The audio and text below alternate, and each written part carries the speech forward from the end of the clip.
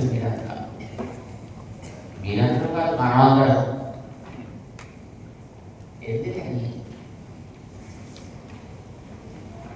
మనం ఏదో ఉద్యోగం చేసుకుందాం, ఏదో 4 డబ్బులు సంపాదించుకుందాం, ఏదో వ్యాపారం చేసుకుందాం, జీవితాన్ని మంచిగా గడుపుకుందాం అని మనం అనుకున్నప్పుడు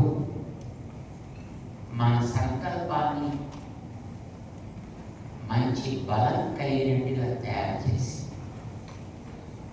మనం అనుకున్న దానికంటే అనేక రెట్లు మన జీవితాన్ని సుఖంగా సాగేటట్టు చేయడం కోసం మన వెంకటేశ్వర స్వామి గారు వచ్చాడు. ఈ వెంకటేశ్వర స్వామి వారు వచ్చిన తర్వాత ఈ నల్లగొండ జిల్లాకి, కృష్ణా జిల్లాకి కూడా మంచి పేరు తెచ్చిపెట్టేటంత పెద్ద ఫ్యాక్టరీని మన దగ్గర పెట్టాడు.